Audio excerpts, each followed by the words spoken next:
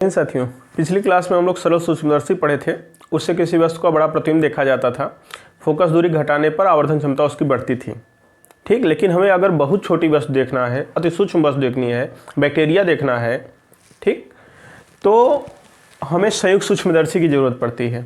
अर्थात इसमें दो लेंस यूज होते हैं। देखो, एक उत्तल लेंस यहाँ है, एक उत्तल लेंस यहाँ, दो लेंस उत्तल जो कि होते हैं यूज करते हैं किसमें? संयुक्त सूक्ष्मदर्शी में। तो देखिए, ये लेंस क्या है, ये वस्तु की ओर रखा जाता है। यह लेंस किधर रखा जाता है? वस्तु इधर रखी जाती है। ठीक, तो ये वस्तु की ओर होता है लेंस, इसलिए इसका नाम होता है ऑब्जेक्टिव लेंस। ऑब्जेक्ट मतलब वस्तु, तो ऑब्जेक्टिव लेंस हिंदी में कहते हैं अभिदृश्यक लेंस। तो इसको हम दिखा दें LO से। सर, LO मतलब क्या हो गया? L मतलब लेंस और O मतलब ऑब्जेक्टिव। तो LO क्या है? ऑब्जेक्टिव लेंस है। तो LO क्या है आपका? ऑब्जेक्टिव लेंस है। मतलब सर अभिदृश्यक लेंस,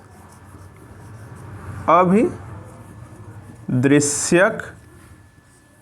बहुत ध्यान समझना, क्योंकि हर एक सवाल में यही सब शब्द आएंगे, अभिदृश्यक लेंस, अभिनेत्र लेंस। अभिदृश्यक लेंस का मतलब होता है, अभि मतलब ओर, दृश्य माने वस्तु, तो वस्तु की ओर वाला लेंस या अभिदृश्यक लेंस कह सकते हैं। ठीक है, ये लो क्या है? अभिदृश्यक लेंस। ये वस्तु की ओर होता है, क्या है? उत्तल लेंस है। ठीक है, अब इसकी क्या खास बात है? इस खास बात को भी क्वेश्चन वो बना के पूछता है। इसकी खास बात आपको दिखाई दे रही होगी। यह छोटा है, छोटे द्वारक का है, वो बड़े द्वारक का है। ठीक है, ये छोटे द्वारक का है और कम फोकस दूरी का लेंस होता है। अभिदृश्यक लेंस क्या है? छोटे द्वारक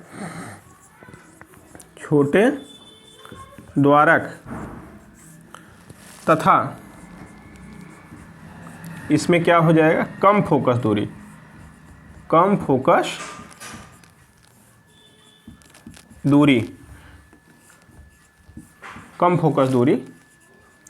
का कौन सा लेंस है? उत्तल लेंस। कौन सा लेंस है? उत्तल लेंस होता है। अभिदृश्यक लेंस क्या होता है? छोटे द्वारक तथा कम फोकस दूरी एफओ का। एफओ मतलब अभिदृश्यक लेंस की फोकस दूरी, एफ मतलब फोकस दूरी, ओ लगा दिए, इसका मतलब अभिदृश्यक लेंस। तो अभिदृश्यक लेंस की फोकस दूरी, कम फोकस दूरी का उत्तल लेंस। और इधर देखो, ये क्या है आपका? ये है LE मतलब आई लेंस है। क्यों? क्योंकि इधर आपका आँख होती है। इधर क्या होती है? आँख। तो आँख की ओर वाला लेंस है, इसलिए इसका नाम है आई लेंस, या इसे बोलते हैं अभिनेत्र लेंस। तो LE क्या है? सर, LE है आई लेंस या आई पीस भी कहते हैं। ठीक है, अभिनेत्र लेंस, इसे हिंदी में क्या कहेंगे? अभिनेत्र लेंस बोलेंगे, या इसको एक और नाम देते हैं, क्या? नेत्रिका।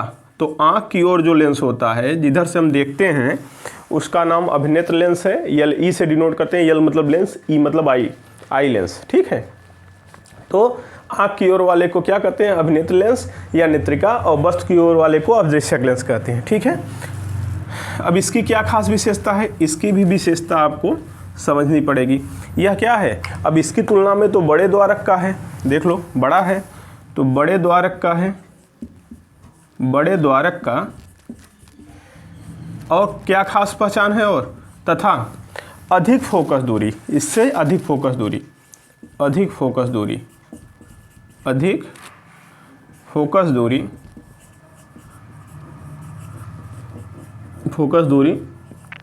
FE। ध्यान देना, क्या? फोकस दूरी FE। इसकी फोकस दूरी क्या है? FO। उसकी फोकस दूरी क्या है? FE। फोकस दूरी का कौन सा लेंस है? का उत्तल लेंस है। भी है सर, ये भी उत्तल लेंस है। बातें समझ में आई? मतलब यहाँ FE बड़ा होता है FO से। FE क्या होता है? बड़ा होता है FO से। क्लियर? फोकस दूरी नेत्रिका की अधिक होती है अभिदृश्यक के। तो जो संयुक्त सूक्ष्मदर्शी होता है, उसमें दो उत्तल लेंस लगे होते हैं। एक उत्तल लेंस वस्तु की ओर होता है, इधर ऑब्जेक्ट होता है, वस्तु होता है, वस्तु की ओर होता है। वस्तु की ओर होने के कारण उसका नाम है अभिदृश्यक लेंस। और एक उत्तल लेंस जो लगा होता है नेत्र की ओर होता है, आँख की ओर होता है, इसलिए उसका नाम है अभिनेत्र लेंस या नेत्रिका। वस्तु की ओर जो होता है दृश्यक लेंस वो छोटे द्वारक का होता है और कम फोकस दूरी की। फोकस दूरी को F-O से दिखाएंगे, अब दृश्यक ऑब्जेक्टिव लेंस की फोकस दूरी। और जो आँख की ओर होता है वो बड़े द्वारक का होता है और अधिक फोकस दूरी का होता है, F-E अर्थात नेत्रिका की फोकस दूरी अधिक होती है। बात समझ में आ गया। ये संयुक्त सूक्ष्मदर्शी का संरचना है। संयुक्त सूक्ष्मदर्शी है क्या? यह एक ऐसा प्रकाशिक यंत्र है जिसकी सहायता से अति सूक्ष्म वस्तुओं को देखा जाता है। तो इसका स्क्रीनशॉट लेंगे आप। इसके बाद हम इसके सहारे से प्रतिबिंब बनाएंगे, इन दोनों लेंसों के सहारे प्रतिबिंब बनाएंगे। इसमें क्रॉस वायर भी यहाँ होता है, क्रॉस वायर लगा होता है जहाँ पर प्रतिबिंब आपको बनाना होता है। इसमें एक दंतुर दंड चक्र व्यवस्था होती है। दंतुर दंड चक्र व्यवस्था, कौन सी व्यवस्था? दंतुर दंड चक्र व्यवस्था, ठीक है। अंग्रेजी में क्या कहते हैं? Pinion arrangement, pinion arrangement. दंतुर दंड चक्र व्यवस्था होती है। उस व्यवस्था से क्या कहते हैं? उस व्यवस्था से जो ये वाली नली है, ये वाली नहीं, पीछे वाली जो नेत्रिका है उसको हम आगे पीछे कर सकते हैं। क्यों आगे पीछे करते हैं? क्योंकि जब प्रतिबिंब बनाएंगे तो उसे हम अंतिम, ये इसके द्वारा एक प्रतिबिंब बनेगा, फिर इसके द्वारा अंतिम प्रतिबिंब बनेगा नेत्रिका के द्वारा। अब दृश्यक तो वस्तु का पहला प्रतिबिंब बना दिया, फिर नेत्रिका इस प्रतिबिंब का प्रतिबिंब बनाएगा। तो जो प्रतिबिंब का प्रतिबिंब बनेगा वो स्पष्ट दृष्टि की न्यूनतम दूरी पे देखना है कि अनंत पे देखना है, उसके लिए हमें इसको आगे पीछे करना पड़ता है, एडजस्ट करना पड़ता है, समायोजित करना पड़ता है, ताकि वो प्रतिबिंब क्रॉस वायर पे आराम से बन जाए। क्रॉस वायर यहाँ लगा होता है, फिर यहाँ से देखोगे तो दिखेगा। तो सबसे पहले एडजस्ट करते हैं, क्रॉस वायर दिखने लगे तो दंतुर दंड चक्र व्यवस्था की सहायता से नली को आगे पीछे करते हैं। ठीक है, बात समझ में आया? दंतुर दंड चक्र व्यवस्था क्या काम है, समझ में आया? हाँ, उसके सारे आगे पीछे करके सेट कर लेते हैं, फिर प्रतिबिंब बना लेते हैं। फिर इसी नली को आगे पीछे, इसका काम खत्म हो जाता है। एक बार प्रतिबिंब बना दिया, इसका काम खत्म। फिर इसी नली को आगे पीछे करते हैं, पीछे वाले इस लेंस को आगे पीछे करते हैं उसी व्यवस्था की इसी मदद से, और आगे पीछे करके इस तरह से सेट करते हैं, चाहे स्पष्ट दृष्टि की न्यूनतम दूरी प्रतिबिंब बना के देखना हो अंतिम वाला, और चाहे अनंत पर देखना हो, उसी के अकॉर्डिंग आवर्धन क्षमता होता है। अर्थात ये वाला लेंस जानते हो क्या काम करता है? सरल सूक्ष्मदर्शी जैसा। इसलिए सरल सूक्ष्मदर्शी पढ़ाते समय बताए थे, बड़ा इंपॉर्टेंट है। ये जो लेंस है सरल सूक्ष्मदर्शी जैसा काम करता है, और ये लेंस जो है वो सामान्य लेंस की तरह काम करता है, एकदम सामान्य लेंस। तो अदृश्यक लेंस एकदम सामान्य लेंस की भांति व्यवहार करता है, और जो अभिनेत्र लेंस है यह सरल सूक्ष्मदर्शी की तरह व्यवहार करता है। क्लियर? इसका स्क्रीनशॉट लीजिए, फिर प्रतिबिंब बनाते हैं इसके सहारे।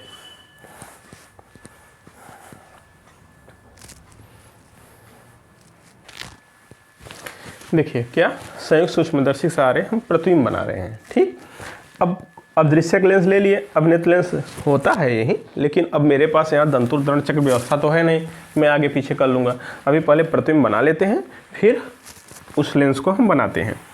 तो इसके सहारे वस्तु ये भी है जो फोकस के जस्ट बाहर रखेंगे, फोकस के अंदर नहीं रखेंगे। क्यों? क्योंकि अगर फोकस के अंदर रख दोगे तो आभासी प्रतिबिंब पीछे बन जाएगा, फिर दूसरे वाले लेंस का मतलब ही नहीं रहेगा। अभी यहाँ दूसरा भी है ना, आई लेंस, उसका मतलब तो निकलना चाहिए। तो इसको क्या करते हैं, जस्ट फोकस के पास, फोकस के जस्ट पास रखते हैं, तो कम फोकस दूरी का, इसीलिए इस लेंस को लेते हैं ना। तो चलिए इसका इमेज बनाइए, AB का इमेज कौन से लेंस? अदृश्यक लेंस द्वारा। तो अब दृश्यक लेंस द्वारा AB का इमेज कैसे बनेगा? एक कोई किरण गई, देख लो, एक किरण गई, दूसरी किरण कहाँ से जाएगी सर? प्रकाशिक केंद्र से ले जाओ, प्रकाशिक केंद्र वाली बिना विचलन के सीधे निकल गई। और जो किरण यहाँ से जा रही है मुख्य अक्ष के समांतर, वो कहाँ से जाएगी? फोकस से। यही मुख्य फोकस है सर, हाँ यही मुख्य फोकस है। तो यहाँ से चली गई, ठीक, तो यहाँ इंटरसेक्ट कर दी, काट दी यहाँ, तो यही क्या बन गया सर? यही बन गया इमेज। कौन? इमेज क्या नाम होगा? B dash. और मुख्य से मिलाएंगे तो क्या बन जाएगा? मुख्य से मिलाएंगे आप तो बन जाएगा A dash, A dash B dash. Image क्या हो गया? A dash B dash, A dash B dash image हो गया। कहाँ बन गया? यहाँ पर बन गया। अब इसी के जस्ट पीछे हम रखेंगे कौन सा लेंस? अभिनेत्र लेंस रखेंगे। अब अगर मान लो आगे रखा होता है तो दंतुर दंड चक्र व्यवस्था से उसे पीछे कर लेंगे। तो पीछे रख के हमें क्या करना है? हमें बना देना है सरल सूक्ष्मदर्शी जैसा उसे।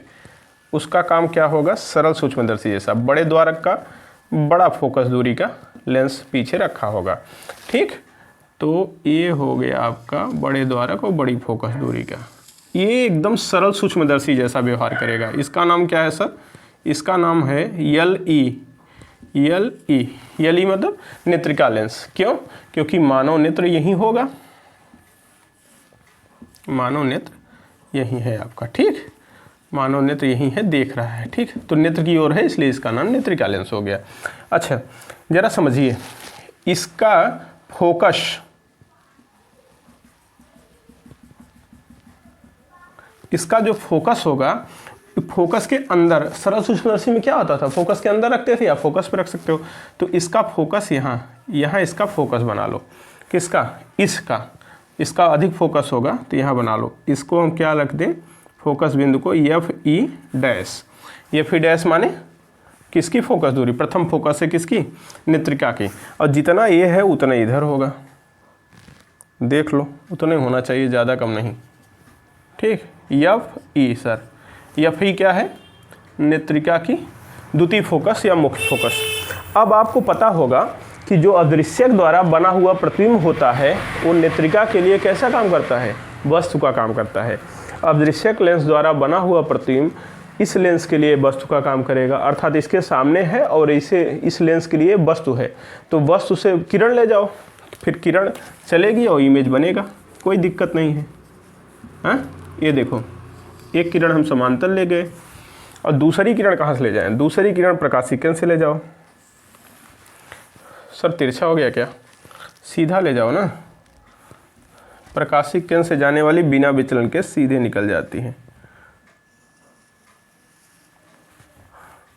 प्रकाशिक केंद्र से जाने वाली किरण बिना विचलन के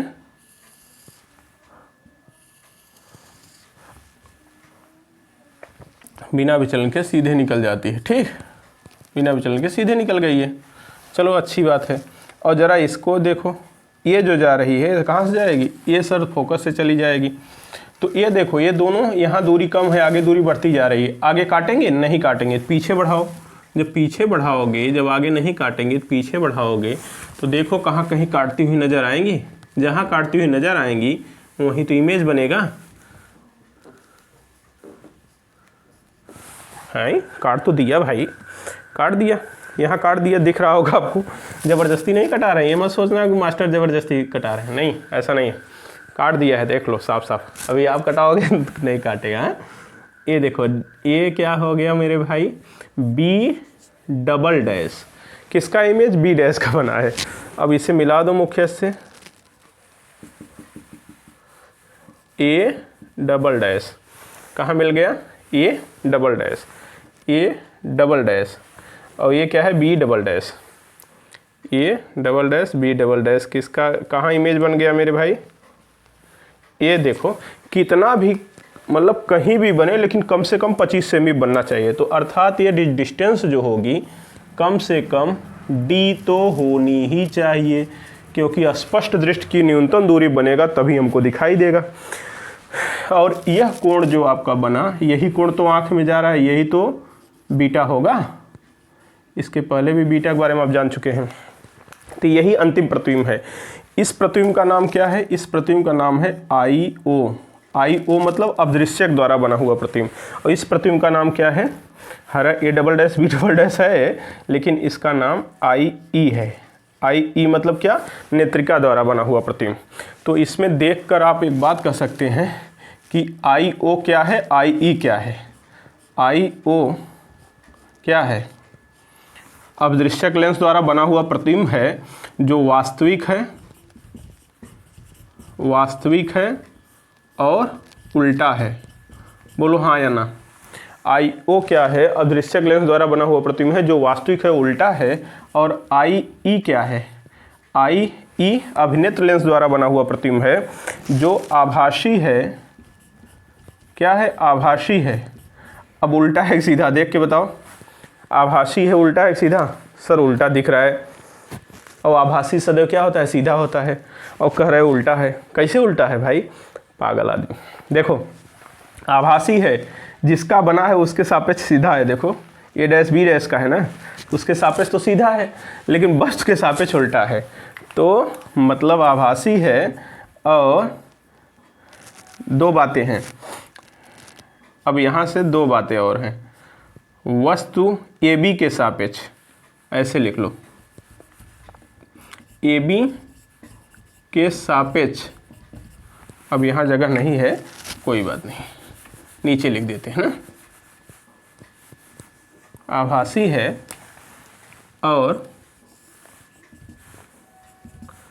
ए बी के सापेक्ष, ए बी के सापेक्ष उल्टा है,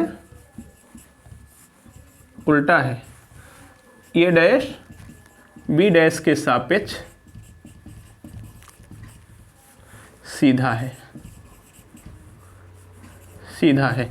अब ये बताओ प्रतिबिंब है किसका? ए डैश बी डैश का है, तो उसके सापेक्ष तो सीधा ही है, तो आभासी सीधा बना है, ठीक। लेकिन वस्तु जो ओरिजिनल वस्तु है उसके सापेक्ष तो उल्टा है, तो कोई दिक्कत नहीं है। ओरिजिनल वस्तु के सापेक्ष उल्टा है, ए डैश बी डैश के सापेक्ष सीधा है, ठीक।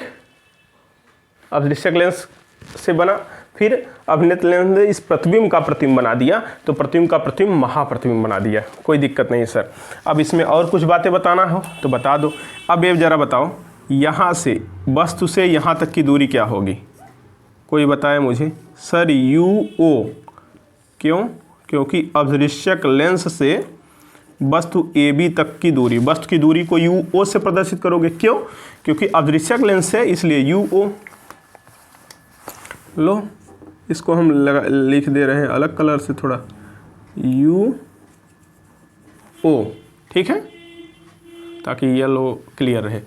अब देखो यहाँ से लेकर ये जो इमेज बना है वी ओ, यहाँ तक जो इमेज है उसका नाम क्या हो जाएगा? V O. क्यों? क्योंकि इसके द्वारा बनाए ना यार, तो वी ओ हो जाएगा, कोई दिक्कत नहीं होना चाहिए।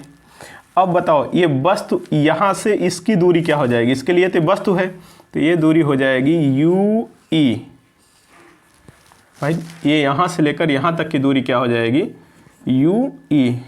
यू ई मतलब वस्तु की दूरी, नेत्रिका के लिए वस्तु की दूरी, कोई दिक्कत। और ये देखो, नेत्रिका से वस्तु की दूरी ए डैश बी डैश की दूरी यू ई है, और नेत्रिका से प्रतिबिंब की दूरी डी है, ठीक। और इससे वस्तु की दूरी यू ओ है, इससे प्रतिबिंब की दूरी भी ओ है, कोई दिक्कत नहीं, दिक्कत है, कोई दिक्कत नहीं होना चाहिए। अब हमें प्रूफ करना है इसकी आवर्धन क्षमता। बड़े प्यार से कर सकते हो, कुछ भी न लगाओ तो ऐसे यहीं से कर सकते हो। हम अभी आपको सिखा देंगे बहुत आसानी ढंग से, ठीक, बहुत ही आसान तरीके से। पहले इसका स्क्रीनशॉट लो, इसकी ज़रूरत है हमें आवर्धन क्षमता में भी, ठीक। इसे मिटा नहीं पाएंगे हम, वहीं बगल में आवर्धन क्षमता बताएंगे। स्क्रीनशॉट लो, फिर हम आगे चलते हैं। स्क्रीनशॉट लो इसका।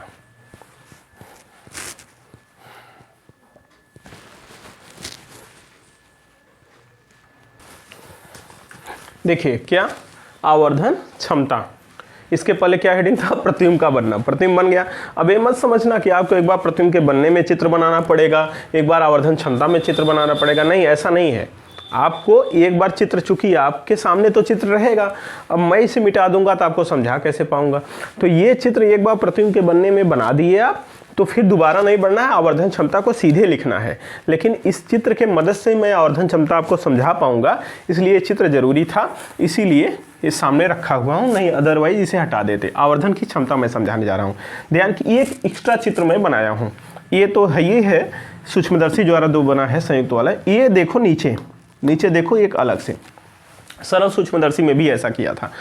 लोग क्या करते हैं पता है? इसी में यही बना के खिचड़ी कर देते हैं, यही रख के खिचड़ी कर देते हैं, बर्बाद कर देते हैं। यहाँ रख के खिचड़ी कर देंगे, बेकार कर देंगे, ऐसा नहीं है। देखो डी दूरी पर बना, डी दूरी पे इमेज बना, बस डी दूरी पे अपने को वस्तु रख लेना है। क्यों? क्योंकि यम बराबर बीटा बटे अल्फा होता है। अल्फा क्या होता है? अस्पष्ट दृष्टि की न्यूनतम दूरी पर रखी वस्तु द्वारा आंख पर बना दर्शन कोण। तो अस्पष्ट दृष्टि की न्यूनतम दूरी पर रख के आंख पे दर्शन कोण अल्फा बना लो, काम खत्म, काम खत्म। किसे? इसी वस्तु को, इस वस्तु को अस्पष्ट दृष्टि की न्यूनतम दूरी पर रख के बना लो, काम खत्म। बाकी ये सूक्ष्मदर्शी द्वारा तो बना ही है। तो ये अलग से चित्र बनाना, कभी भी बनाना इस तरह से बनाना, साफ सुथरा रहेगा, हर चीज़ क्लियर रहेगा। तो इसमें आप tan अल्फा भी बता सकते हो, tan बीटा भी बता सकते हो, अपना काम हो जाएगा, कोई बात नहीं। चलो हम लोग आवर्धन क्षमता निकालते हैं। आवर्धन क्षमता यहाँ लिखे हैं सर, यहाँ हम काम करते हैं क्योंकि जगह यही है, ठीक है। तो कोई दिक्कत नहीं होनी चाहिए आपको। और मैं लाइन खींच दे रहा हूँ, ये बाउंड्री, ठीक है, इसके उधर ही हम काम करने वाले हैं। तो आवर्धन क्षमता जो है, आवर्धन क्षमता हेडिंग वहाँ है, आवर्धन क्षमता यम बराबर क्या होता है सर, बीटा अपॉन अल्फा होता है, बीटा अपॉन अल्फा होता है, सरल सूक्ष्मदर्शी में बताए थे। तो इसे हम चूंकि छोटा होगा कोण तो क्या लिख सकते हैं, tan beta upon tan alpha लिख सकते हैं। जी लिख सकते हो, जब tan beta upon tan alpha लिख सकते हैं तो tan बीटा का मान यहाँ से दे निकालो, यहाँ से tan बीटा का मान ये देखो यहीं पास में दिख रहा है, इसी में निकाल लो। तो tan बीटा लगाओगे लंब बटे आधार, तो tan बीटा क्या हो जाएगा, यम बराबर देखो tan बीटा के स्थान पे लंब क्या है, a डैश b डैश लंब है, तो a dash b dash upon आधार क्या है, ये यू ई, आधार क्या है यू ई, अरे साफ साफ लिखो भाई, देखो आधार क्या है मेरे भाई यू ई, देख लो यू ई है कि नहीं आधार, यहाँ से यहाँ तक की दूरी यू ई है, क्लियर। अब देखो ठीक, अपान अपान tan अल्फा, अल्फा का मान देखो ए बी है, ए बी अपान क्या हो जाएगा डी, tan अल्फा लंब बटे आधार, तो ए बी अपान क्या हो जाएगा डी, देख लो अगर कोई कन्फ्यूजन हो तो। इतने आसान तरीके से प्रूव होता है, झूठ मूठ में एकदम बवाल करके रख देते हैं लोग, बहुत प्यार से देख लो, सिंपल, कोई कुछ करना ही नहीं है। अब इसको आप भिन्न का भाग तो जानते हैं, कर लो, बराबर क्या हो जाएगा sir, A dash B dash upon U E गुणे डी अपान ए बी, ऐसा लिख सकते हो।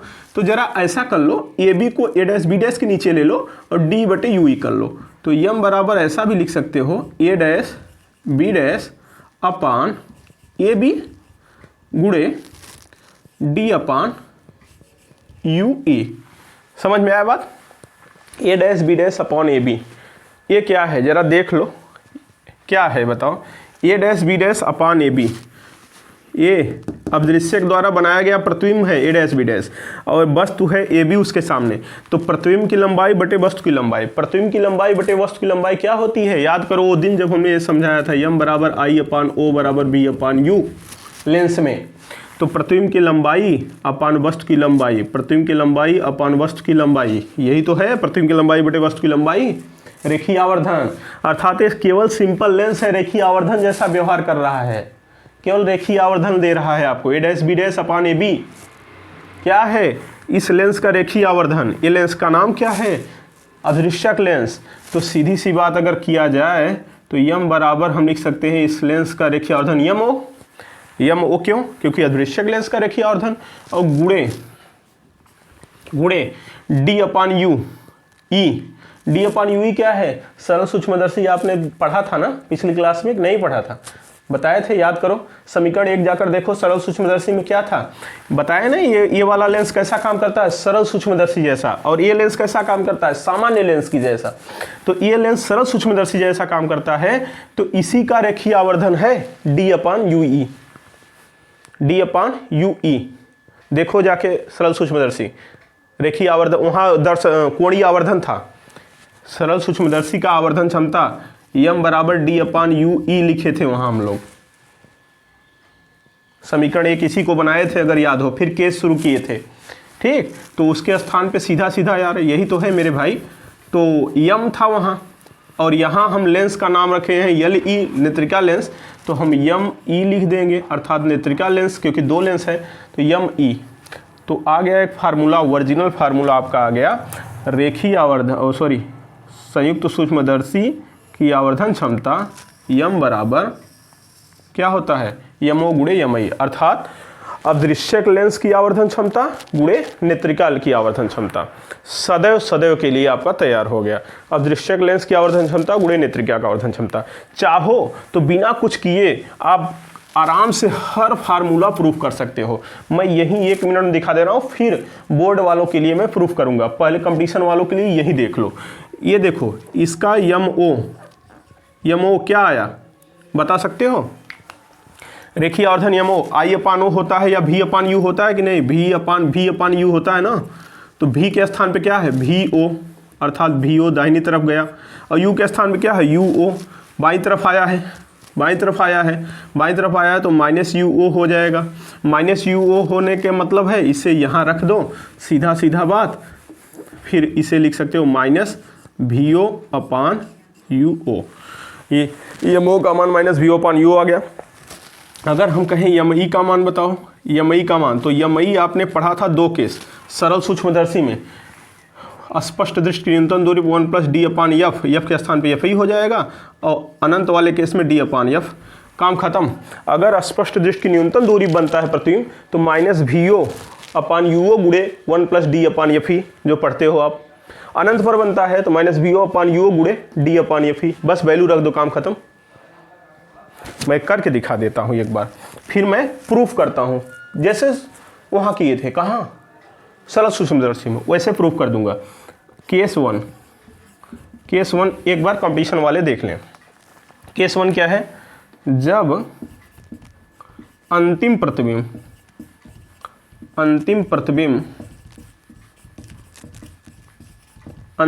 मतलब ये वाला प्रतिबिंब, इसी से मतलब है, इससे कोई मतलब नहीं है। जब अंतिम प्रतिबिंब डी पर बने मतलब स्पष्ट दृष्टि की न्यूनतम दूरी बने, तो क्या होगा, यम बराबर यम ओ के स्थान पे क्या होगा sir, minus V O upon U O गुड़े डी पर बनता है तो सरल सूक्ष्मदर्शी में क्या होता है, 1 प्लस डी अपान एफ ही, 1 प्लस डी अपान एफ ही। ठीक, इसे हटा दो चाहो तो अच्छा लगेगा, क्योंकि कुछ नहीं है तो गुणा वैसे भी है। ठीक,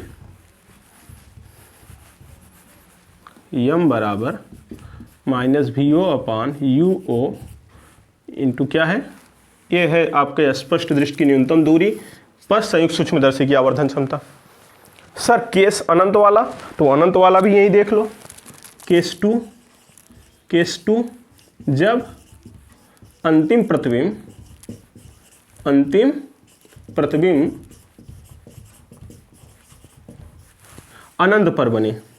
अनंत पर बने, या इसी को क्या कहते हैं, श्रांत नेत्र, श्रांत अवस्था, श्रांत नेत्र से देख रहा है कोई। ठीक है, तो इस केस में क्या हो जाएगा, इस केस में भी बहुत आसान है सर, बस यमो तो वही रहेगा, बताओ, यमो तो वही रहेगा। यम बराबर क्या हो जाएगा, यमो के स्थान पे minus V O upon U O ही रहेगा, बोलो हाँ या ना, we O upon U O या V not upon U not. और ये देखो यम ई क्या हो जाता है अनंत के केस में, डी अपान एफ, तो इंटू डी अपान एफ हो गया भाई, हो गया। देख लो कंपटीशन वालों, देख लो मेरे भाई आप लोग, ठीक हो गया कि नहीं, बिना कुछ किए। अभी हम प्रूफ करते हैं बोर्ड वालों के लिए, अभी ये सब फिर से प्रूफ करके दिखाते हैं। चलो प्रूफ करेंगे, लेकिन पहले इतना समझ लो। अब अगर आपसे पूछा जाए कि नली की लंबाई बताओ, अरे पगलू नली की लंबाई कहाँ से, यहाँ से लेके यहीं तक तो नलीवा है। अभी खराब करके दिखाएंगे चित्र, चिंता ना करो, अभी खराब करेंगे बाद में, तब नली की लंबाई बताएंगे। पहले ऐसे साफ सुथरा देख लो, स्क्रीनशॉट ले लो इसका, फिर हम आगे बात करते हैं। पहले स्क्रीनशॉट लो।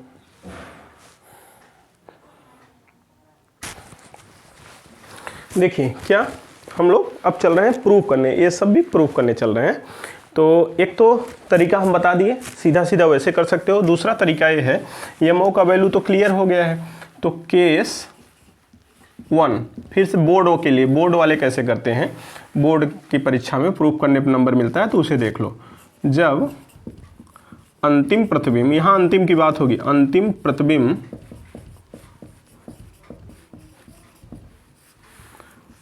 डी पर बने, कहाँ बने, डी, डी माने अस्पष्ट दृष्टि की न्यूनतम दूरी बने। इसका मतलब अपने को इस पहले वाले से तो कोई लेना देना नहीं, यमो से तो कोई लेना देना ही नहीं है, केवल अंतिम प्रतिबिंब से बात है। अंतिम प्रतिबिंब मतलब ये, तो भी क्या हो जाएगा, भी बराबर माइनस डी, तो भी बराबर क्या हो जाएगा, माइनस डी। और जरा बताओ वस्तु की दूरी क्या हो जाएगी, वस्तु की दूरी तो ये है, तो u बराबर क्या हो जाएगा sir, minus you E, u बराबर हो गया। तो 1 अपान एफ बराबर, एफ के स्थान पे क्या होगा, एफ ई, क्योंकि नेत्रज्ञा की फोकस दूरी है, पॉजिटिव होगी क्योंकि उत्तल लेंस है। 1 अपान भी माइनस 1 अपान यू के स्थान पे हम क्या लिख सकते हैं, इसके स्थान पे लिख सकते हैं आप माइनस डी और इसके स्थान पे लिख सकते हैं माइनस यू ई। तो माइनस माइनस हो जाएगा प्लस, और ये पक्षांतर कर दो तो 1/f(e) प्लस 1/d बराबर 1/u(e), क्योंकि प्लस हो जाएगा। ठीक है, तो बातें समझ में आई? बातें समझ में आई? चलो, तो इसके ऊपर हम लोग 1/u(e) निकाल लिए हैं, तो वैल्यू रख लो। किसका वैल्यू रखोगे? यमो का वैल्यू तो क्लियर है कि नहीं क्लियर है? देखो, यमो का वैल्यू अभी अभी हमने निकाला -v/u। सर इसके पहले भी अगर आपने देखा हो तो यमो बराबर ये था ना, यम बराबर ए आया था, a'(b'/ab गुणे d/u(e), यही आया था, यही सूत्र आया था। तो इसी में वैल्यू रख दो, a'(b') प्रतिबिंब की लंबाई बटे वस्तु की लंबाई। तो ये सूत्र I/O बराबर v/u से, इससे रखो। तो I/O के स्थान पे क्या v/u रखो, तो v/o और माइनस u, तो इसके स्थान पे हो जाएगा। तो यम बराबर हम क्या लिख सकते हैं? यम बराबर a'(b'/ab प्रतिबिंब की लंबाई बटे वस्तु की लंबाई माइनस v/u लिख सकते हो। ठीक, प्रतिबिंब की लंबाई बटे वस्तु की लंबाई गुणे, अब देखो d तो है, d रहने दो। अब 1/u इसे क्या लिख सकते थे, जैसा वहाँ बताए थे, d बटे गुणे 1/u लिख सकते थे। 1/u के स्थान पे वैल्यू रख दो 1/fe प्लस 1/d। d ले चलो अंदर, माइनस v/u। अब d अंदर गया तो d बटे fe प्लस d बटे d, स्वाहा 1 हो जाएगा। तो क्या आ गया, माइनस v/u 1, d के स्थान पे 1 प्लस d/fe हो गया कि नहीं? यम बराबर, अरे मेरे भाई यही तो हम प्रूफ किए थे, यही तो प्रूफ किए थे। लो, बोर्ड वाले भी हो गए, बवाल कर ख़त्म कर दिए बोर्ड का भी, इसका भी स्क्रीनशॉट ले लो। अनंत वाले केस के लिए छोटा सा है सर, वो भी मार दीजिए। लो, छोटा सा वो भी मार देते हैं। केस तो जब अंतिम प्रतिबिंब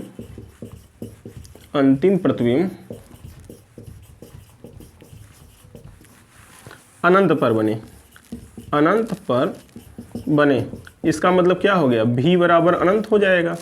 जब v बराबर अनंत हो जाएगा तो u बराबर क्या हो जाएगा सर, f हो जाएगा। u बराबर क्या हो जाएगा, f हो जाएगा, या माइनस f हो जाएगा। ठीक है, क्योंकि u e बराबर, तो u e भी माइनस है, ये भी माइनस, तो u e के स्थान पे f हो जाएगा, सीधी सी बात। क्योंकि u के स्थान पे u e है तो u e बराबर f आ जाएगा। हल करके देख लो, यही हल करके देख रहे हैं, देख लो, नहीं तो कहोगे कहाँ से आ गया सर। v के स्थान पे क्या अनंत, और इसके स्थान माइनस u e है। देख लो, 1/अनंत का मान 0, 1/अनंत का मान 0, तो 1/f प्लस ए बराबर प्लस ए हो minus minus plus u e, तो u e बराबर f आ गया कि नहीं? आ गया, u e के स्थान पे f। अब इस सूत्र में रख दो, किस सूत्र में, जो ये सूत्र है इसी सूत्र में रखो। तो यम बराबर क्या आ जाएगा, यम बराबर क्या आ जाएगा बोलो, यम बराबर इसके स्थान पे a'(b'/ab के स्थान पे क्या हो जाएगा, माइनस v/u। ये तो फिक्स है, और d तो रहने दो, d तो रहने दो, और u e के स्थान पे क्या हो जाएगा सर, f ही हो जाएगा। काम खत्म हो गया कि नहीं? काम खत्म। लो, प्रूफ हो गया भाई, फिर से प्रूफ कर दिए। हाँ, एक तरीका नहीं, कई तरीके से प्रूफ करवा लो भाई हमसे, लेकिन समझ लो और करना पड़ेगा आपको। हैं, ऐसे नहीं चलेगा कि बस हम करते रहें, बस आप देखते रहें, समझना पड़ेगा और आपको खुद प्रूव करना पड़ेगा। तो चलो, अब कौन क्या है, मैं एक बार फार्मूला फिर से बनाऊंगा और साफ़ सुथरा लिखूंगा कि इसमें कौन क्या है, vo क्या है, uo क्या है, ये सब, नहीं तो आप न्यूमेरिकल कैसे लगा पाओगे। तो चलो बताते हैं, ठीक है।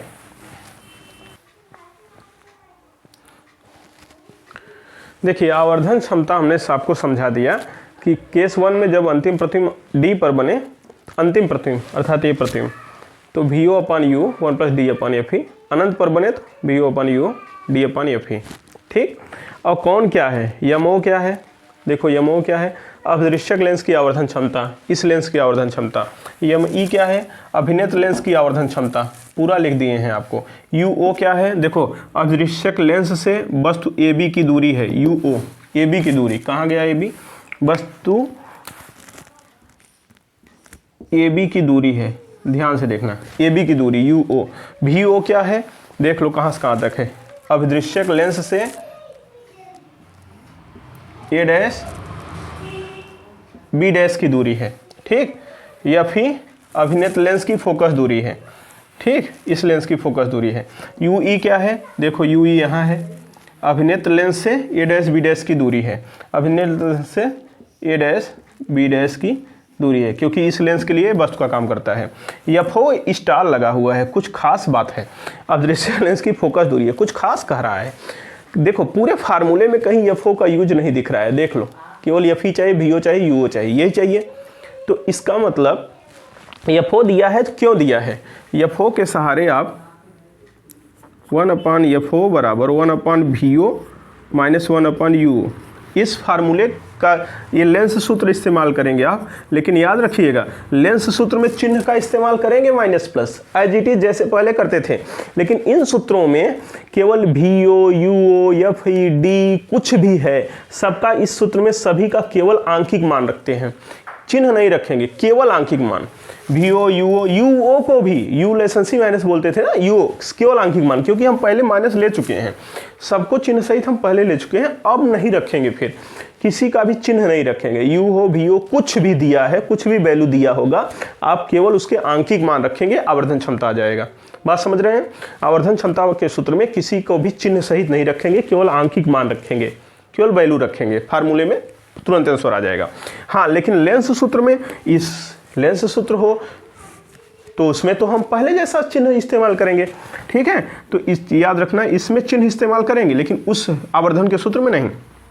तो यहाँ इसलिए एफओ दिया है, एफओ दिया होगा पक्का यूओ या VO में से एक चीज़ गायब होगा, एक नहीं होगा। जब एक गायब होगा दूसरा दिया होगा तो इसके सहारे वो दूसरा वाला प्राप्त कर सकते हैं, क्योंकि यहाँ VO और UO मिलेगा तभी हम आगे कार्यक्रम कर सकते हैं।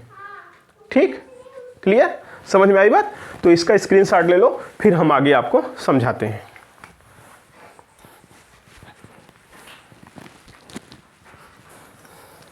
देखिए एक बात और समझिए, क्या कि हमको कभी कभी पूछता है कि आप बताइए कि सूक्ष्मदर्शी की लंबाई क्या होगी, या लंबाई दिया रहेगा फिर भी आपके साथ कोई गेम खेल देगा, सवाल दे लंबाई देकर। तो लंबाई क्या है, अब इसे हम खराब करने चल रहे हैं चित्र, अब चित्र का जरूरत नहीं।